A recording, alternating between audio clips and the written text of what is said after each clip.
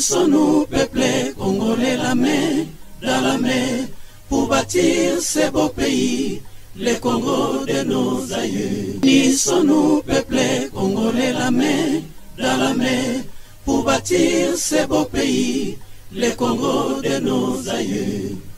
Kinzonzi, la palabre africaine. Unissons-nous, peuple congolais, la main dans la main, pour bâtir ce beau pays, le Congo de nos aïeux. Unissons-nous, peuple congolais, la main dans la main, pour bâtir ce beau pays, le Congo de nos aïeux.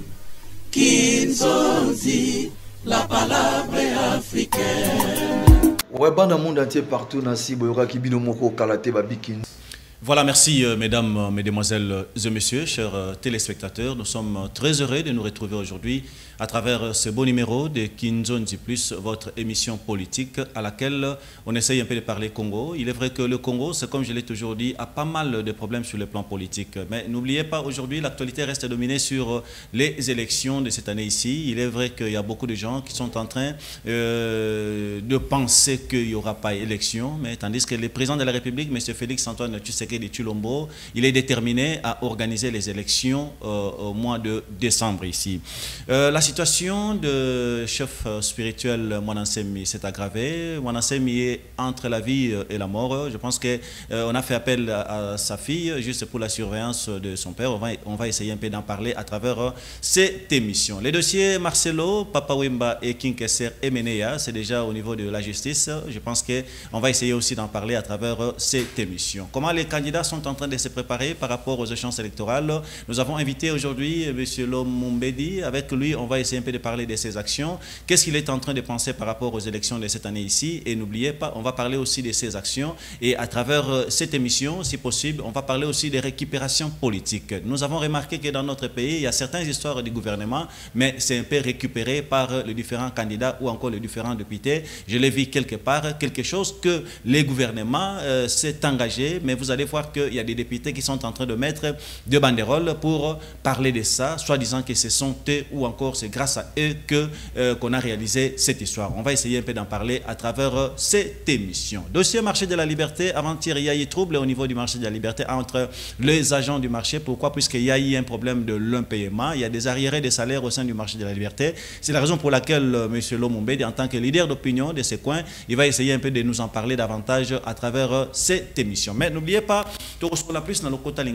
j'aime beaucoup que M. Lomumbedi Lelo a sur la vraiment les Lingala pour bandeko ba congolais balanda biso malamu bayoka nini oyo ndeko Lomumbedi ou azali bongo moko ya ba leader d'opinion na niveau ya district ya Tchangu ou azali bongo un grand patriote, un grand opérateur aussi économique et surtout c'est un homme aussi de la culture. Pourquoi? Puisque a sali effort pour soutenir Ebele Abartise non seulement à Tchangu, même na Mboko et à soutenir Ebele et Abartise. D'abord, M. Lomumbedi, bonjour. Bonjour, Ndekonangai.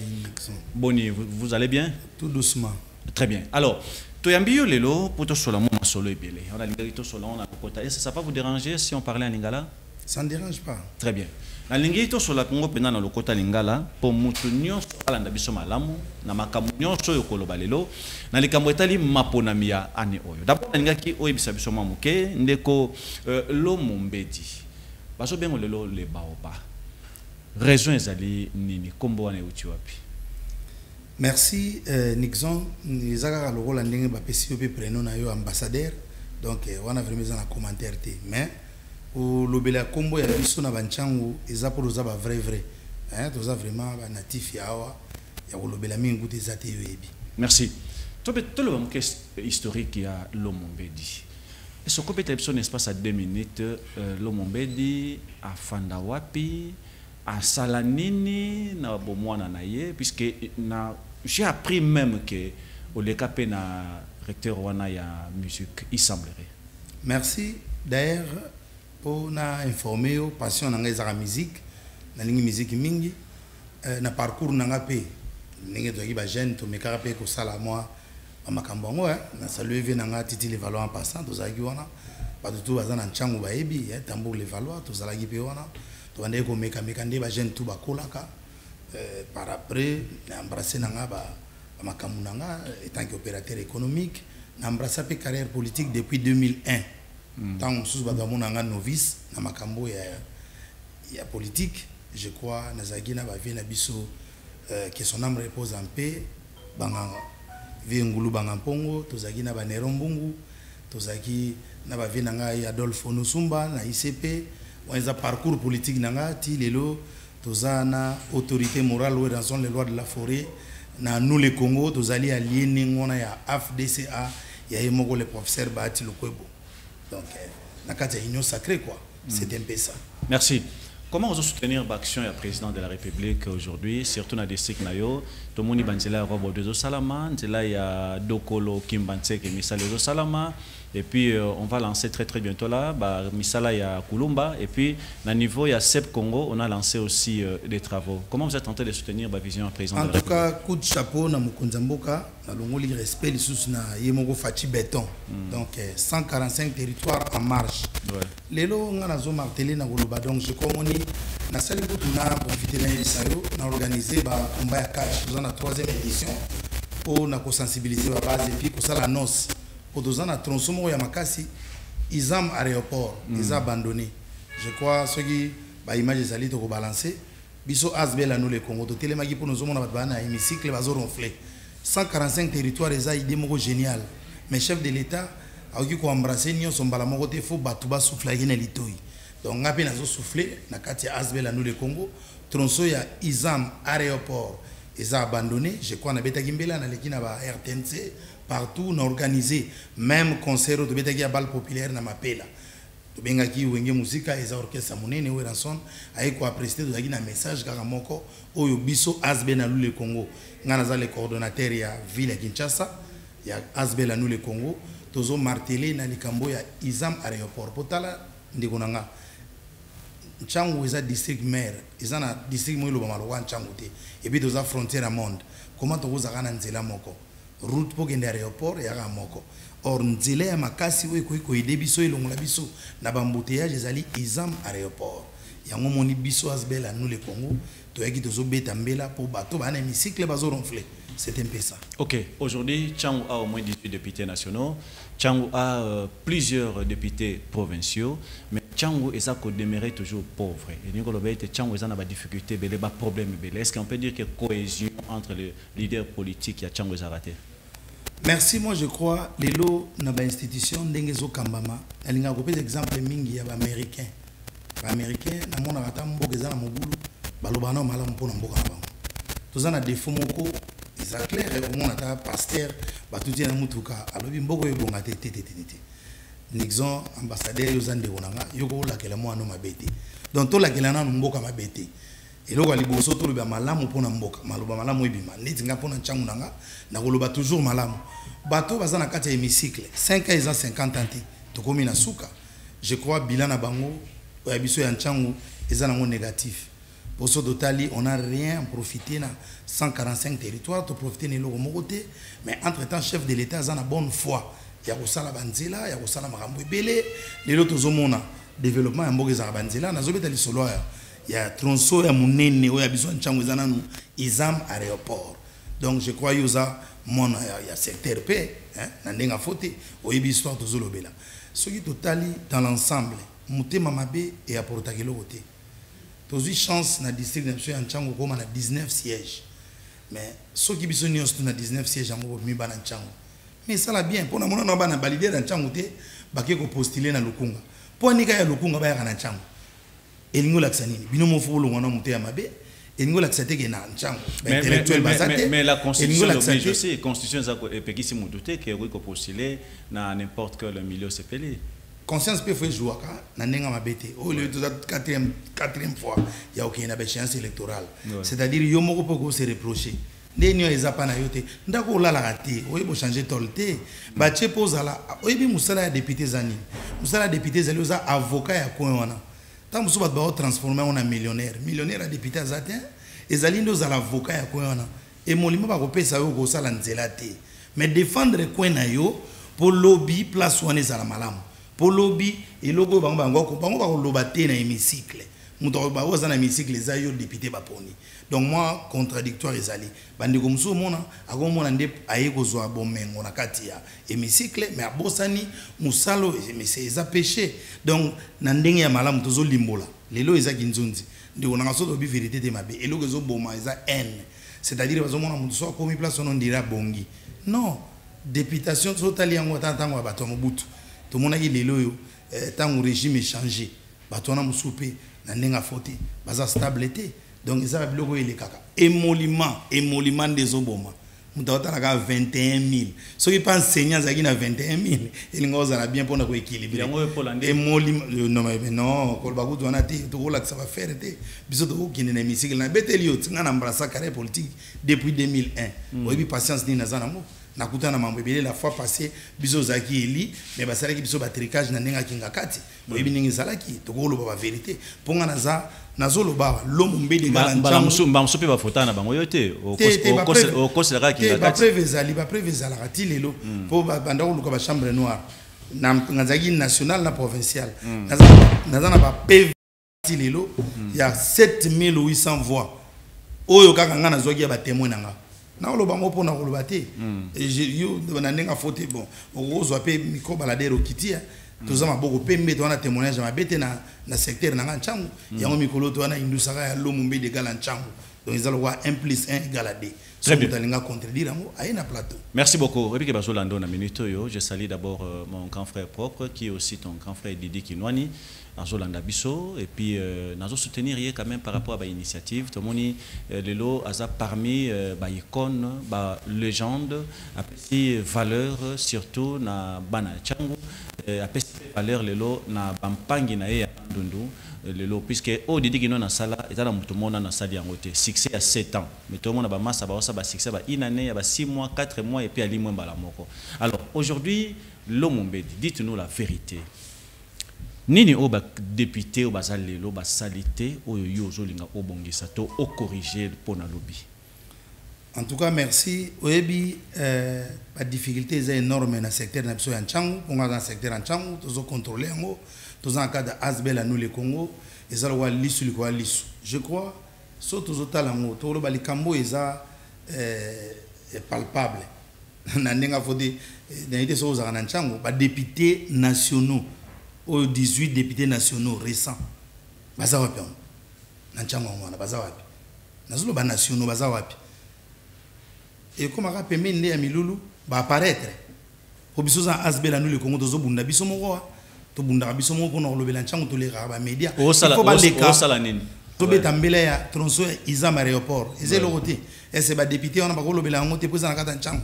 Ba député na basani bakenda kapone molima na bango isamda uta Goma récemment na uti Goma pona la kisa derrière na za patriote na ke ko compatir na bandeko na biso dans les acquis en 20 mètres na Bunaganda na pesi moi donc mais kuna Goma ba voter ngatin donc na l'axi déjà que na za patriote donc mutema bu papa ndezo zanga na bandeko ba uta ko zala. Alors cette fois-ci tozo lukande toza ba vrai 17 19 Lomombedi mboka na biso Nchango ko développer na ndenga voter. Très bien. Vous êtes allé rendre visite à un artiste qui est hospitalisé aujourd'hui, ça fait plus de 3 semaines, à sa accident plutôt, donc il n'est qu'au rendre visite. Et puis au salaire qui n'est pas congolais, au salaire qui beaucoup, au salaire quand même quelque chose de consistant. Tu l'as fait dans le cadre politique ou bien à Kibondeko? Merci, nazago surpris. Là je parle de roi Babel. Naza surpris ya oyeba, oza songi makasi ambassadeur. Naza surpris ke oyebi makambango mais azali grand frère donc bana nanga na ndako bayebi et puis tanto banda kokola na lobi atoleka ki na tambour le Valois abane ko encadrer biso. Pour ata mongongi comme on le politique bo meso oti guitare na oyemba orgamte. Donc c'est-à-dire viwana ala kisaki biso encadrer biso. Na sima ya vina biso titi les Valois na saluer pas en passant donc ça là passé un bonjour na moniba na Chine ya propre ba côté linga na parler pour quartier de Wibitondo ça makambango na quartier de Yobozalara pour na moi quartier de ndini timo mo bulu mo bo ndeni zo ko tsanga na kati tina beti de na kati wona mo bulu mo bo ilo mo mbedi za vrai donc do ba rwandete to za pe ba tuté donc to koli wana to sanga na tangi na école mupe wana na zo certificat na mupe donc to sakani wana donc papa na biso azagi pe icône son nom répond et ça me répond fa na no na secteur en Kimana aussi tina za Petro Congo na kata masina na contrôler le secteur tilelo na vanda wana ata ndenge pouvoir ezo ya to zara wana bo to za sans complexe to zala wana pona ko tike batute que non influence to vanda mais to zala wana poto défendre ponda ko la raté o bo changer tolte donc eza raison faut za to kengela ke batolo to sala ondeni donc nazolo ba suna kendaki ko assister pour mutema bu papa de Jézali na betelo le solo wana kendaki goma na goma ba voter ngate mais ça là il passe seul personne appelle ça $100,000 à l'époque. Hein? $100,000, ça grand frère dit qu'il n'y a ni respect. Il y a pesé 100,000 na goma. Tellement bisoloza, balé qui naïe, tout l'andara pays idéologie naïe, c'est mon grand frère propre. Ndé nazo ipe li kanisi ya ok na goma.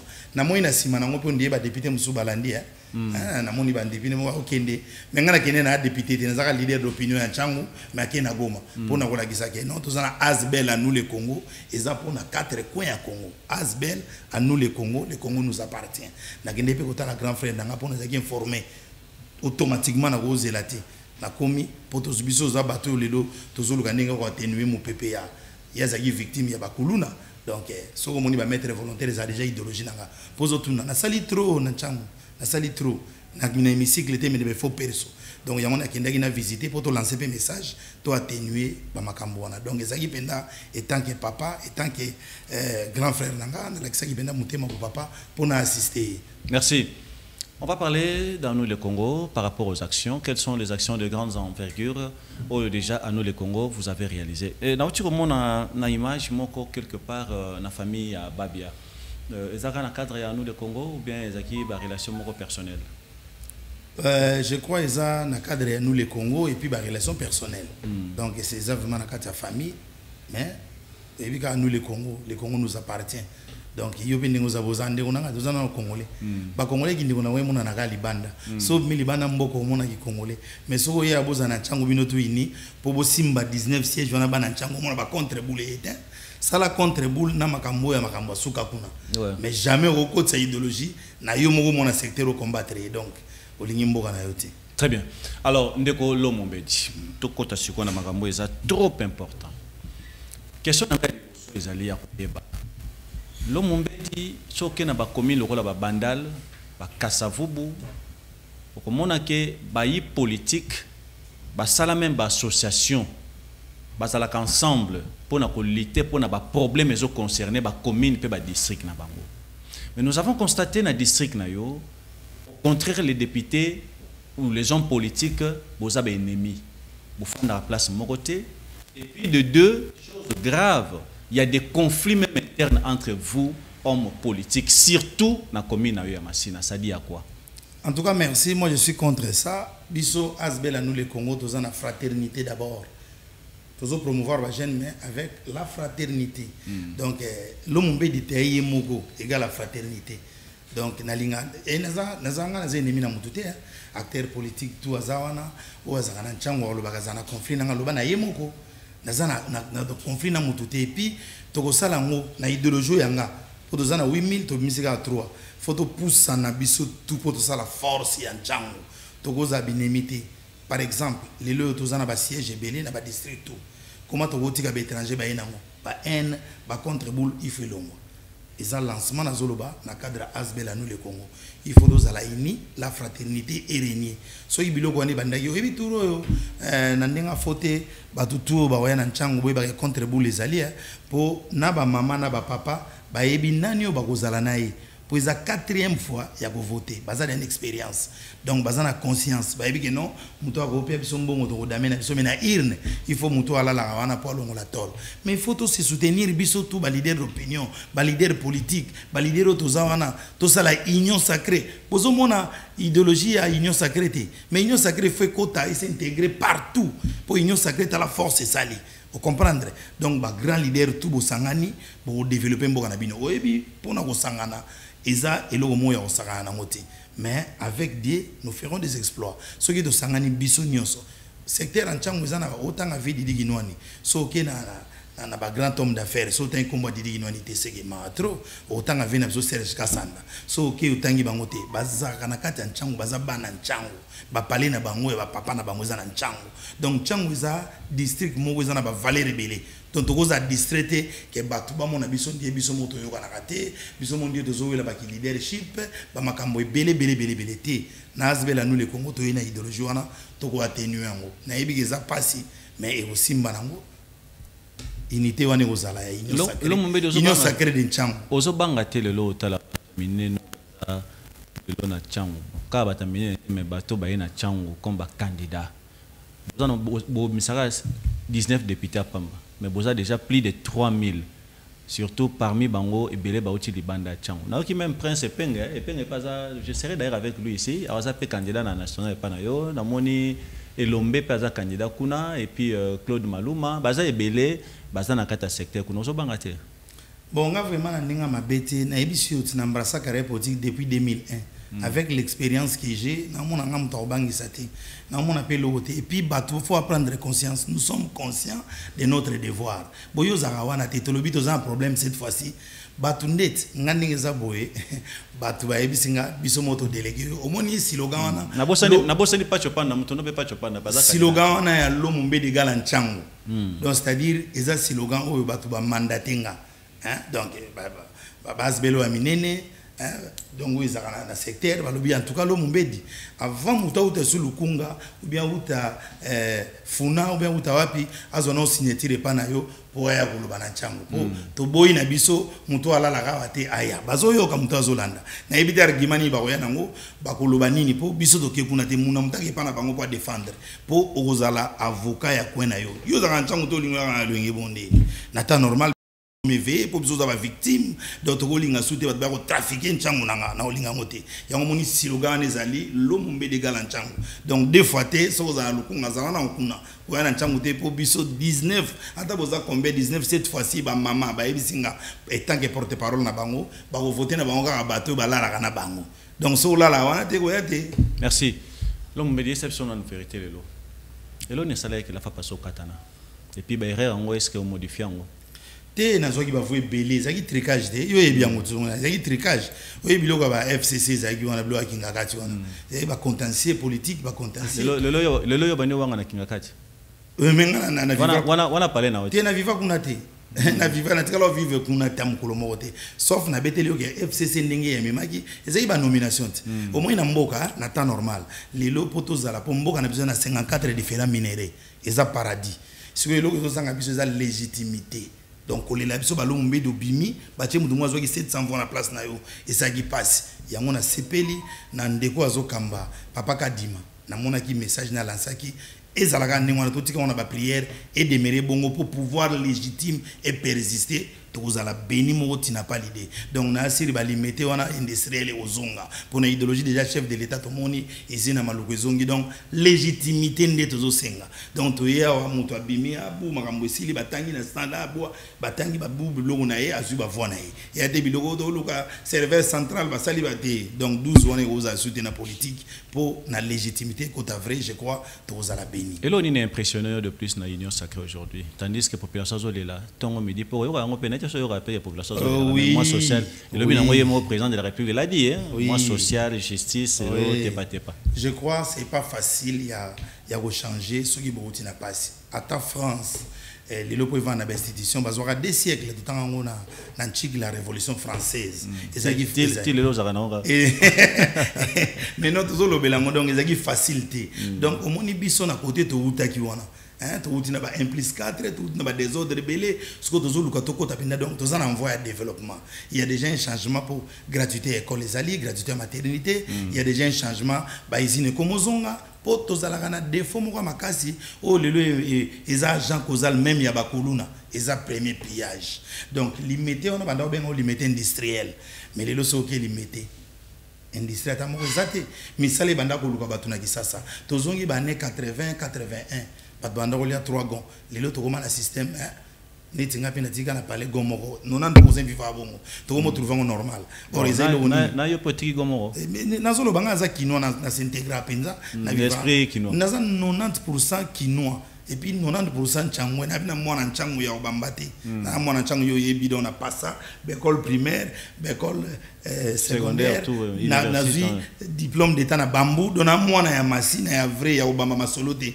keno tenga na yebana na maître judoka te na zabi na mwana masina papa na nga muta masina donc to loba izabudu ya olobati donc tozolinga to défendre ba intérêt na biso il faut to bosana te changement oya mbala morote mais avec la liro tozokende changement ozala changement aux alapona ni protocole déjà que non investir ba comme ya union sacrée et sali un pas donc azalaki n'a pas ya kokende mais relation bazalaki nango wana o ezaki liboso ya FCC et simbagité et bousquilaki tozo pesa chance na mandat ezoya je crois avec la liru vont les choses nzamba ko sala ngako la kela mboka mabete na bibo la kela pe mboka mabete po ko la kela mwana mabendeni faut la kela mwana bonga donc mboka ekobonga ezape na mvoi ya kobonga izine déjà to moni ya banini na maluku wana parce que ça déjà izina ba caro coup de chapeau na chef de l'état montage à babis coup de chapeau marshal liberté wana ezaka général moteur si yo yebit biso yibana miketo wana nchangu donc tozana posa biloko nyonso o ezalaki ezonga pour musala et lukabato c'est un peu ça. Merci. Je vous rappelle qu'il y a le chef spirituel Mwanansemi, il est entre la vie et la mort, très malade. Je pense qu'on va essayer un peu d'en parler prochainement. La situation s'est aggravée encore. C'est la raison pour laquelle on a fait appel à sa fille, juste qui est médecin, pour la surveillance de son père. L'affaire Pasteur Marcelo et la famille Papa Wemba et Kinkeser Emeneya, je pense que la situation s'est aggravée aussi, puisque la famille, tous les deux familles, ils sont très contre par rapport au comportement du pasteur Marcelo. D'ailleurs, Ndeko Lomombe Diaromekape sa point de vue par rapport à ça. Vous savez, dans notre pays, on ne peut pas blaguer avec bateau Tobengi, ba icône, ba valeur. Dans un bateau, yo, ata kufi lelo na 5 heures, ata kufi na kata zamba, ba luke bemenaye, ba lelaye avec honneur. Pourquoi? Puisque bato la ba port nini basala ki na mokili. Des gens comme des Papa Wemba. Vous avez remarqué que quand Papa Wemba est décédé, c'est le seul artiste congolais oye bemenaye sala et sala 2 jours na se. Tout le monde a bimisi bemele lo ba kunda, mais Papa Wemba bemenaye sala 2 jours. Cela prouve à suffisance que Azala quand même il a apporté beaucoup dans la musique congolaise, tout comme sur le plan international. Deuxièmement, l'artiste musicien Kinkeser Emeneya, il a apporté beaucoup. Tous ces deux artistes décédés, au départ, ils étaient des intellectuels. Passant à la bande de l'école, vous avez su que Kesser l'a expliqué à l'université de Lubumbashi, ainsi de suite. Ça qui n'a pas bagage. Donc, ce qui est toujours le bela bango, bateau ba koufa déjà, au bazari ba valeur, nous devons toujours être très prudents, surtout vous, le pasteur. De l'eau ndeko lomombe, avant toujours on a mutuna moreza trop important et ba maman. La situation il y a oezo le cas de l'eau entre ba pasteur kolobela papa et mana Kinkeser Emeneya. Vous en tant qu'un mécène, vous soutenez beaucoup les artistes. Vous avez des analyses à faire là-dessus? En tout cas, merci, malgré les si je n'ai pas les lotés, mais quand même, toujours un sujet. conseil, au moni, basali anzambe, pasteur, donc il faut baper et le onino bakoko, baza déjà ba leader ya opinion, na ba église na bangona, ba le onini, oui Bible le ba mambo belé, nul n'est parfait, batanga ngotin, ba commenter que nul n'est parfait à l'exception des pasteurs. Mais comment nul n'est parfait. Donc ndenge oza boye masumu no muteke contrôler ngo za nzambe. Ngabi na oza nango 12, yo oza nango ba 40. Te yo oza nango 80. Yo oza nango ba 22. Donc eza nzambe mutao contrôler. Alors moi oublie on goza tenga na tanga Bible mingi. Na ninga ba ba kinde pena na dérapage te. So qui tout respecter ba mort, hein, ba za ba valeur. Et ngolo bateke non mutu oza pasteur, mutu na za artiste différence na binuzani. Ponza mutao contrôler ba masumu. Est-ce comprendre? Donc Bible est une bisobo qui n'a pas l'ingoma bosangana. Boki était que non mutona s'est transformé en Zambie. C'est un peu ça. Merci beaucoup. L'homme dit gratuité à maternité. Et c'est quoi ça n'a pas conséquence lobby dans beaucoup na biso? En tout cas, ils ont envoyé un développement dans le lobby. Tout bandagi dans enseignement. chef de l'État brisqué m'a mon maternité. Exactement, on a mon action sociale. Abimisi bana mon maternité. Abimisi banini mon maternité. Zara mingi. Pour tellement payer mboka na biso za na moi makambo ebele oyebi ke tous on a ba loi te ko limité na libota na yo bien na famille faut couple na bino bota bana 3 t. Donc difficulté telle mais ali vie sociale na nezongi normalité. Tous on na bunda na vie sociale so nezongi normal, tous on a pas problème te. Mais moi je crois déjà il y a des mots génial, il y a pas gratuité on est quota. Pourquoi pas payer lobby et comment on a gratuité à makamusus. Donc gratuité zala to vivre le roi en Europe ne va. Est-ce que vous avez na kata mibe ko na esenga pe foko tchama sumo be ko moko boye pour moi dérapage à la terre et puis congolais so ebiseka likamako bote za ofele ko risquer ba faille mususu mutasala raté mais même ça se retrouver na ba 22 enfants ko bandanan mais yo mo pose na conscience na yo Nixon faut prendre conscience donc netinga boye donc ko bota ou bien yo bien nga za mutu ya bato bandiko fi bayeba tango zo bota monana ko encadrer ndenge nini gratuité à école primaire des ali mais vie sociale na ne quotité ya olé na parler donc vous comprendre il y a un moment où les autres phénomène kuluna papa montant musu bafuta ke $100 bafuta landa kwa 200 azana bana 7 difficulté côté kuna donc oyebinga na koto ya rapenda secteur ba difficulté énorme ezali premier pillage mais mabiso na mambebele musala eza souté na mboka donc ndeto ke na ba gratuité misala eya pour batu baza pe na maternité ofele yango na garantie ya mbongo na maboko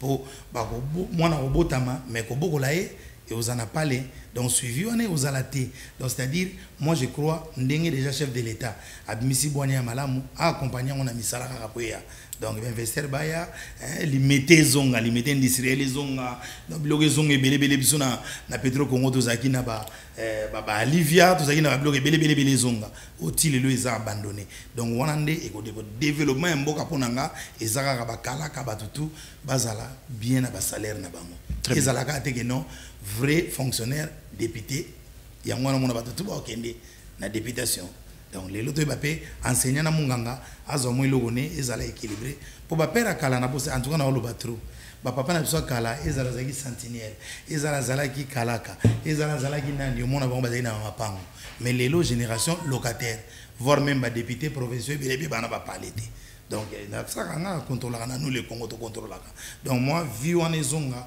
pour équilibrer c'est un peu ça. Merci.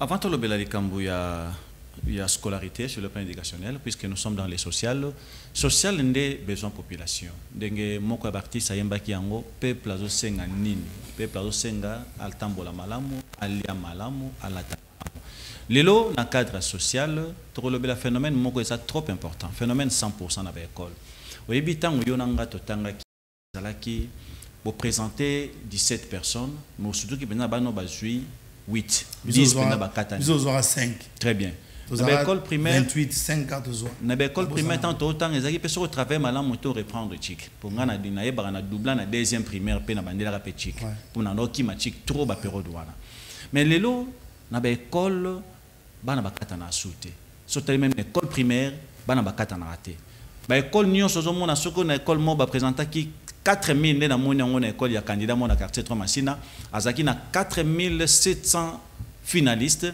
bango tout pas joué 100% d'option tout 100%.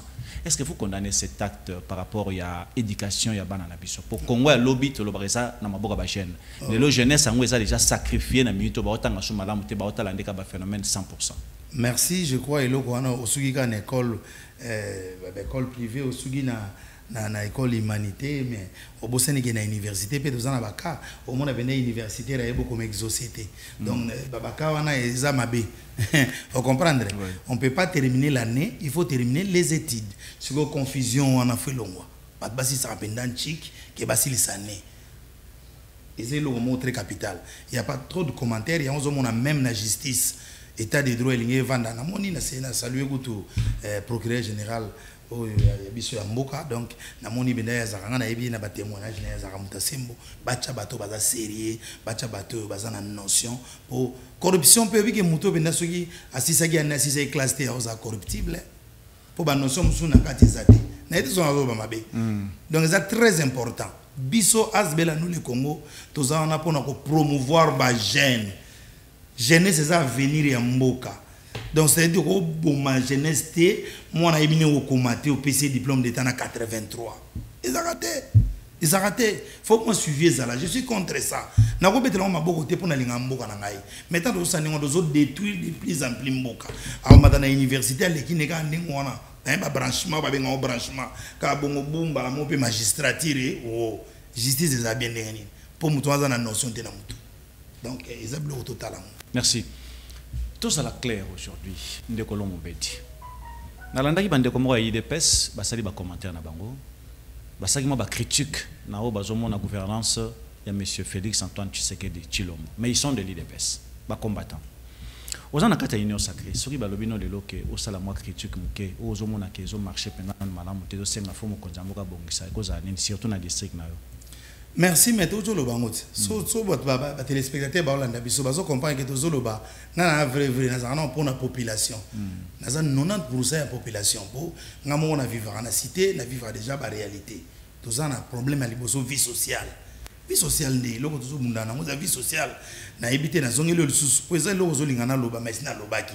Kala na ba 80 82 on doit 3 gon ok beta bale biso yo ya ko so biloko na tikalaki mais le biso to tina palin gomoko surtout na changu na ngaba côté musu eza benomona ba beta système à double zénith donc pour nous eza na pona des jours mona na lipa na kwanga eza biloko to zo déplorer na ko sepela na ngote to za na posa to e balelo ki no ba babukanga londo des étraizaki to ki na service national à l'époque à musée et que ça biloko ba développement rapide pour terre na biso fertile donc biloko pona kolona eza penda toko senga ba libanda te mbi toza ba lac les plus poissonnés toko zo ba Thomson wa libanda mboka te ba bateau de pêche eza o mbiza mse kufa na VS a umene muta pêcher eta kufi na auto vivre na Goma na zo mona penda ba missiona mabundu wana ya mwindu bazo bima ba momoko donc bazo bima ba mona lac na vivre on a ba image donc c'est-à-dire tozo zanga ko exploiter biloko eza na mboka na biso.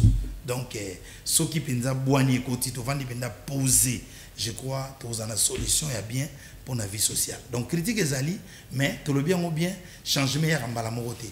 Na idéologie à chef de l'État, n'denga na moni azo kendele. En tout cas, tous on a 81.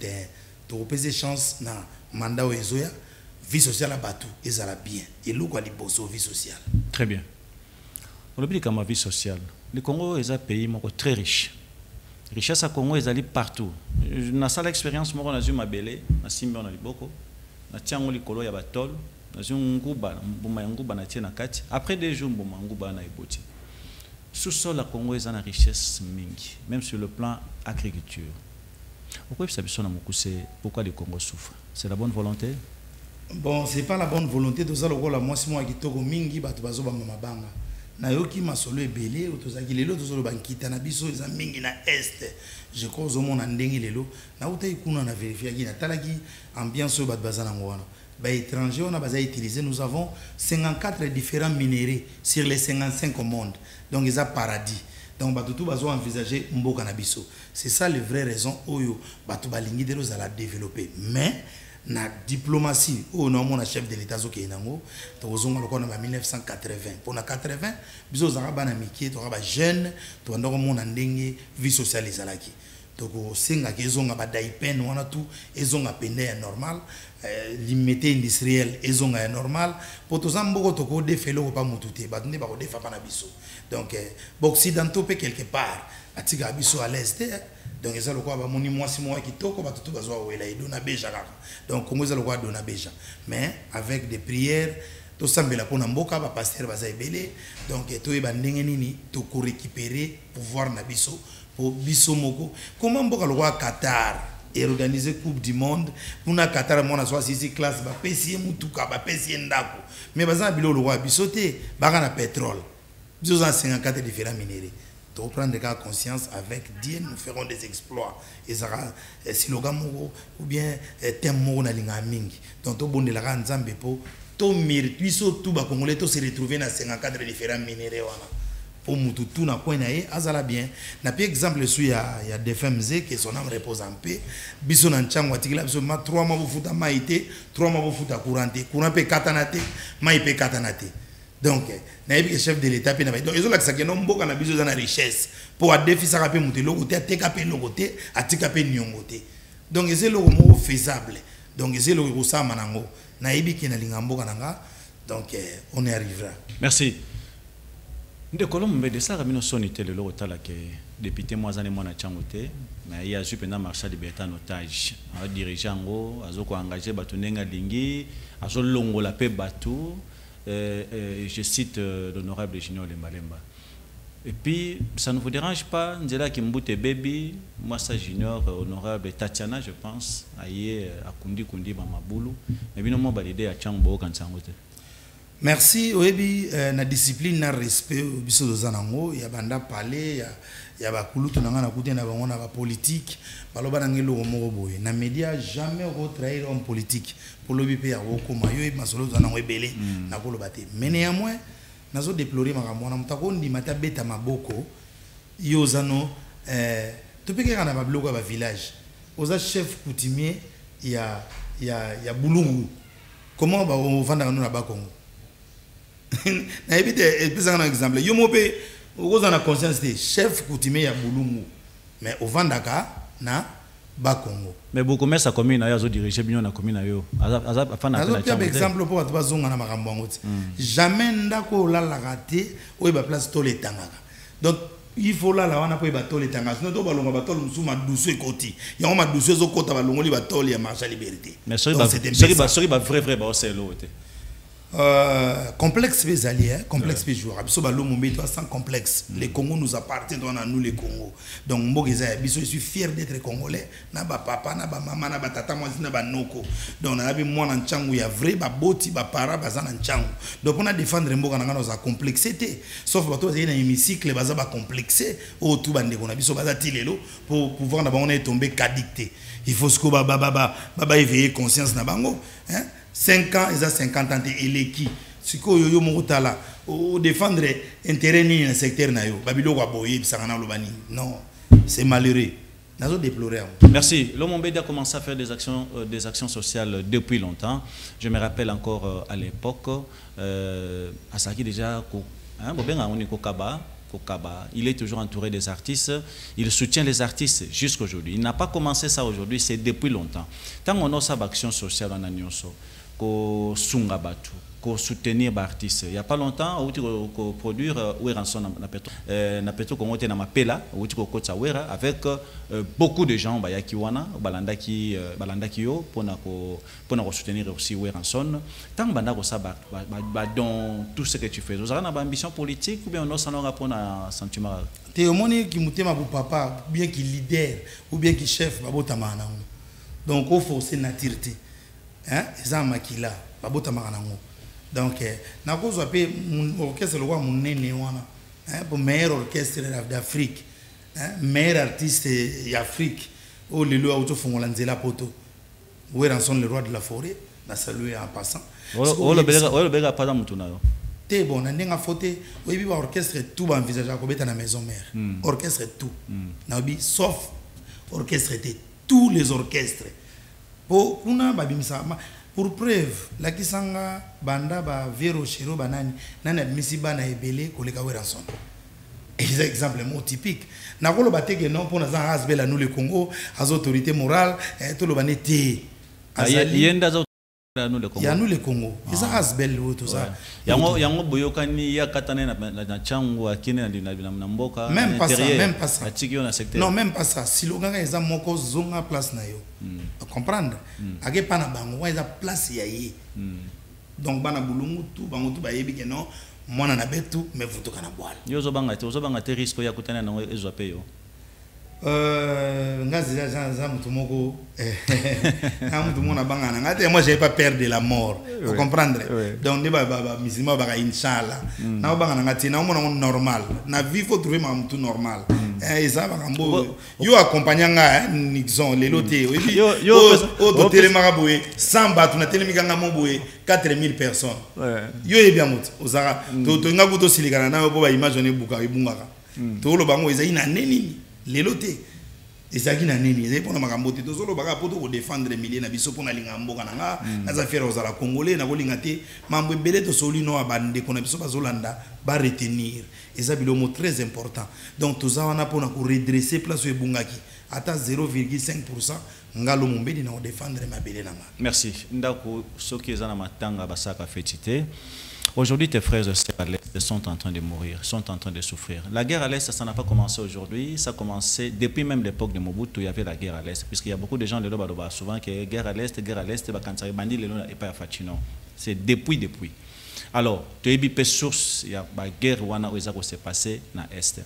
Ndenge nini ndekolo mumbedo za compature na bandeko na Est, OK na mapona mi très bientôt là. Na uteki mona pe image, uteki bakotango ya Est, ozo kansani pona ngo. Et ça la ranga passé. Omoni nzambe ndem za pona yinga lo mumbedi na zala congolais. Jamais na ko trahir mboka nanga. Ce qu'on a mona que non place on kitana biso zali ba petit rwandais mboka mwa mukie ba ko marcher sur biso. Ça me fait mal.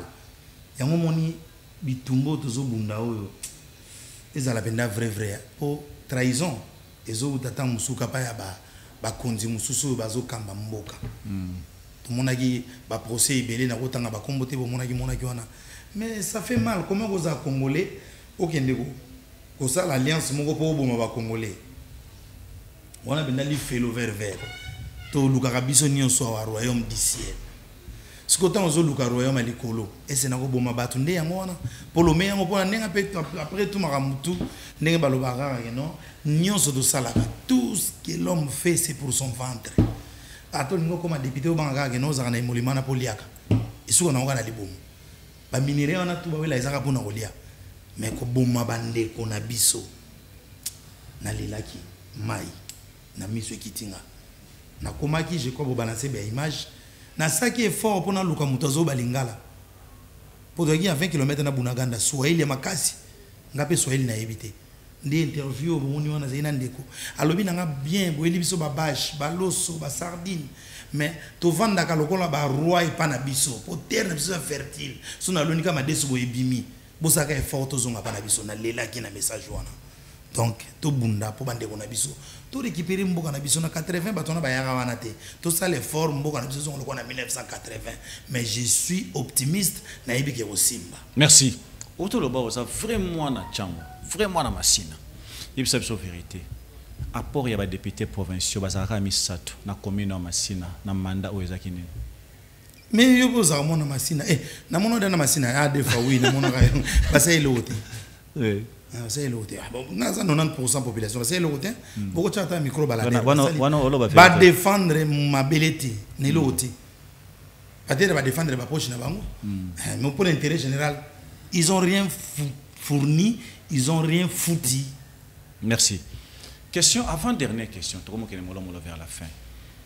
C'est pour la toute première fois que Tchango a existé.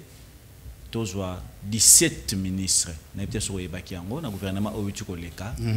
Bana Tchango, ba ministre Badake Bele, Natanga Mouke, Batroba Jonathan Wata, ministre à pêche et élevage, Mwana Tchango.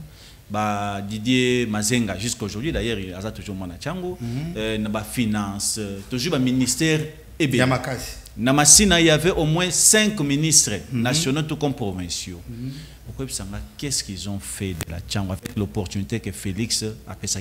Parce que c'est l'autre, on a la population, on a mandaté la population, l'homme de la Tchango. Basali et le côté,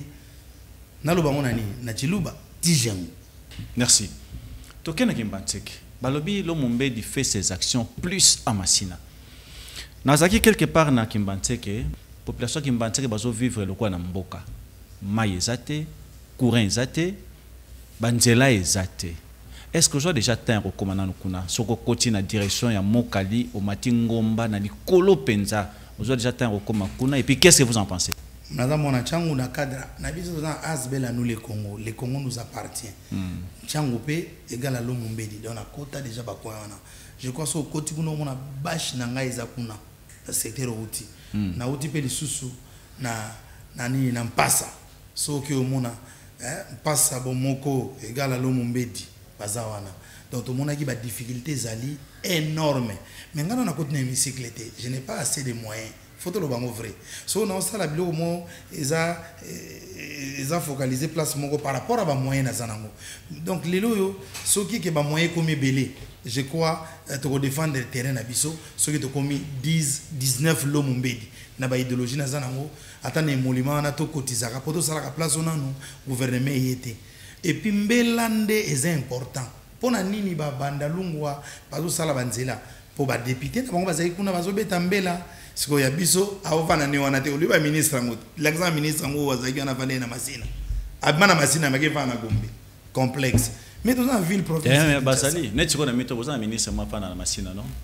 bako mi balé bafana na mabele tenga na ebité na mona pe bandeko na bango be yotambola te na yebi na ngate c'est-à-dire ko mona na kozala na masina ou bien on so balobilo meso benga ta mona mukia botami lelo yebi nora mais ça nora semblant tenga na ta normal tozo ba visibilité faut ezala so ye na masina oyo ebilo mumbeni na tangelo nezana loba zana peso oyo na masina oyo ebilo mumbeni na yebi na mona o sala entretien o balancer entretien baru de banini te to sala entretien salongo ya banzela te o sala entretien banzela te kutayaki na m'appelle avec 40 000 personnes à Betibal populaire a tchependa structure on ndenge zaka na martyr po na ndenga voter na temps normal ata ba condition institution banga oya na Weranson na kata m'appelle au moins le insécurité mais ngana osé donc na linga mboka na ngana penda olinga ko baksani na m'appelle ata oyaki na Wera na ndela la message pour na tronso ya izama aéroport aba ima ile mezali so Hollande et beti mbela e koti petit na ndako chef de l'état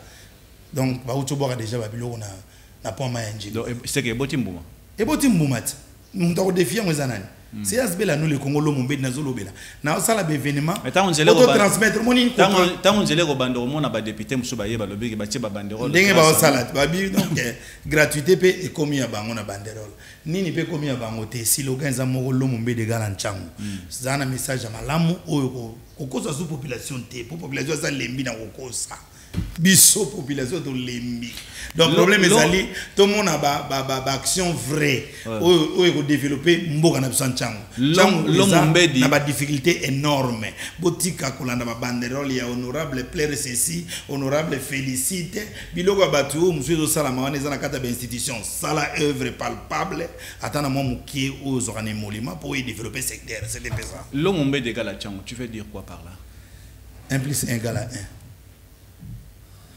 c'est-à-dire mariage na ngaiti mariage na ngana nchangu donc tellement naza fidèle trop na nchangu na nchangu natangi na nchangu na émerger na nchangu na temps normal pe ba faire na nchangu protocole aksabe ba faire te donc ce que batalika ke no mona malamu nazo défendre ba action o ebele na ebisio na organiser o lelo ti to komi na masolo ya bat bazo kende na kanya makasese ba mettre volontaire ezaki idéologie nanga pona ko atténuer mon pépé mon niveau na biso ba bela autos a victime pona ko atténuer mon pépé ya bakuluna toke na kinkole asbela nous le Congo to mona ki nzela to kenda mo ba distraction buka na ki na betambela paf nzela wana so ke le lezoleka déjà asbela nous le Congo makambo eze bele na ko lobate fona balance rande ba image yo kota la bongo yo ka kota la bongo ba monti ko asbel bomoko ya mpasa ba moni bana chini ya propre ba moni ba petit na biso ya Casa Nova donc batali ba petit nanga ya Casa Ntura batali mais ba solution so tanga ne soutenir non peut déjà ba député musuzu ngana zo expliquer yo bango so ba soutenir ba député za ki camarade ya kitata ngana ba ya kalambai bana yo boza camarade nanga kala avant comme journaliste avant ngana comme boito ibani camarade kala pas azalaka le camarade qui t'attend des embribatu mon va pas comprendre sous des secteurs na na beta masolo via vrai na beta masolo nchangu il sera vrai pour nous défendre des milliers nanga et tant que natif moi na mabele ya tongo ya 90 ya tomboka tant na lo bango mutokolongo la moti na keta la vie babel na cadre ya ba histoire yo yebi na obeta les ba histoire vrai na autre trafic qui n'a rien à voir avec la politique na autre trafiquer goûter on a kena bolingo ya vrai petit ne banda ko la petit a émerger moi vrai mais ya na ba difficulté il faut ya pour ni to libérer Mandela à la prison donc c'est un peu ça to qui était na ba diapason yo mawana donc na zolo ba ke bango tout ba sangani ba lobino cette fois-ci ou jamais l'homme mbé de Galanchango et bien ça le quoi prophétie aujourd'hui l'homme mbé de député na niveau Assemblée nationale rôle à député c'est de voter de loi n'a eu à li bosso et cause année pour na chango Intérêt général. D'ailleurs, Bisson Asbel, nous, le Congo, c'est promouvoir les jeunes. Intérêt général. Pour preuve, toke musika te talande na zobeta mbela na hémicycle te. Na beta mbela bobongisa rayo eza route secondaire na beti mbela. Ngande muna beta mbela na kata Asbel nous le Congo. So ebisanga na kata hémicycle. Na ebisoni na voter ba loi eza un intérêt à population. Pour nazo vivre dans Sibir. Na okende te na lobeloko yo e ko léser population. Na woloba pour intérêt à population. Tous ça ba difficulté énorme où ils arrangé te ba faute loi na moté. So ba koti ba bunga ngana wo yango, je vous dis. Merci. Toko Minasuka. L'homme est à la caméra. Tala batba l'on n'a pas bien. Ce que vous allez dire, c'est que yonde pinozo pona batba ça va continuer Congo. En 2024, vous avez Félix Azana. En 2024, vous avez chef de l'État, président. Ok. Avantage en pour nani. Oh, la première fois que vous êtes président quinois, pour quinois besoin d'état d'esprit. Oui, bien mon Rosala. N'a fauté les armes mon boulot. Donc état d'esprit avec quinoiserie, t'as la francophonie des salami. Génial. Maman est mon des okende pour qui quinoiserie. Ils ont bourgeoisie ou quoi. Pour mboka na biso, n'enge belge tika biso, tozoka lipanda avant 80 ans. So qui na bangola au monde basala 500 ans. Il y a un monde même wallon na flamato e barangote. Donc qui ça et tongama yango moko et puis l'institution presque tout est là. Le président za quinois et ça déjà un pas. Très bien. Ce que yo na zo kinois mususu. Ka yo kaka. So senga ki Martin Fayulu au PC place mo na 2024 à Rosana. Ah, Rosana na ya député. Député provincial ou national? Ah, ta provincial. OK. To qu'est-ce qu'on a tchang pour nous sur ça? So balobe no ke na vient yo didi kinwani. Azo poste moko politique na Congo. À Rosana. Ah, tout ça, yo. Ya Didi. Après ça, $100,000 côté na Outuana. À l'époque, 100 000 na valeur à 1 million, je crois. Et il y a sakana de tala mutema bu papa. Ti lelo aidara na. Suka na équation. Azadi on kuluba kuduti. Donc sur le plan so bongo. Et il fallait te na étape mo spirituelle phase cardinal. Phase cardinal. La politique. Pour na mutema malamu na. Alinga pe elo kwana te. Phase cardinal. Bon. Mutasuka. Ce que c'est qui yondo zo nommé. On nommé Kuluto non titile balana. En tout cas, n'engana chaye bon pour ba au moins na kisasa tona système ba merde. Ce qui est inné ba za ba intérieur kuna ngaza la maire ya district ya Nchango. N'engana nommé ville pour la place. Merci. C'est ici que s'achève cette émission. Toko suki sate sans que l'Omombe di alobela. Les Kamoratina Mingi, Oyo ya Banjela, Abeta c'était le sous puisque ça première préoccupation ya Bana Tchangoledo. En tant que élu, en tant que député, en tant que candidat, ce qui te plaît les Kamabanjela, ça fait très mal. Dans le secteur Moroté, on a vu la Kinshasa, ils ont un embouteillage à Makasi, le col à Dessik à Tchango. Deuxième problème, l'homme Mbé d'Akoki aussi ses missions, t'es sûr que le Béli comme marché de la liberté. Pour binomoro na Tchango Boloba yango kezalaki don oyo Laurent Désiré Kabila pesta epona bana ya Tchango. Mais aujourd'hui le marché de la liberté est négligé. Alors, quel est le message particulier pourriez-vous lancer à l'égard de la population ou à souffrir dans le secteur nayo na dikama banzela y compris projet oyo yo sala pe o sali n'a pas oyo sali déjà pour na dikama eta di banzela. Merci, c'est avec douleur que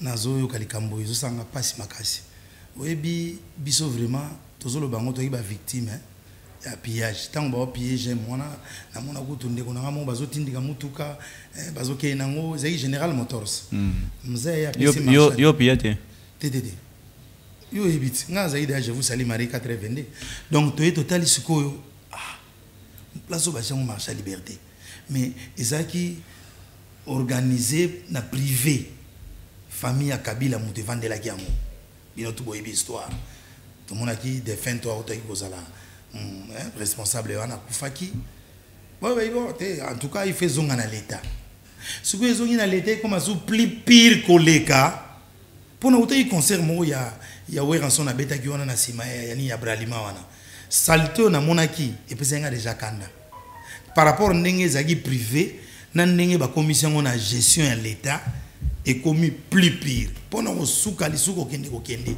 ba leki nanga musuba ndeko sala ba sécurité wana bazalaka na époque ya Adamu akufaki wana moi le meilleur aux hommes nazolé s'appelle Libota mais au bazawana ba comment vivre na ba difficulté énorme to betaki maboko te au moni ndenge zongi na l'état mais non ngaza na ba institution na nous toujours vivre na biso ndenge za ba asbel na biso pour société civile les gens na pouvoir na makasité donc pour peser faut en kati ba institution so de côté na ba hémicycle ne na linga nchangu na ngawana na code dégager ba tona na la seconde pour iloko ba osala wana ngana za d'accord na ngote l'homme mbedi égal nchangu na za contre ma mbozo le kana marche à liberté so que za retard te bino ba konzi o boza derrière makambona bon mais quand même peu ko améliorer na kombo ya Jésus na kombo nzambe pona nini soni na pasi boye eza pasi so bolinga pe na mboka to flatter bino ndeni boza ba candidate boya bo améliorer pour ba voter bino modo de yango. Merci pour banzela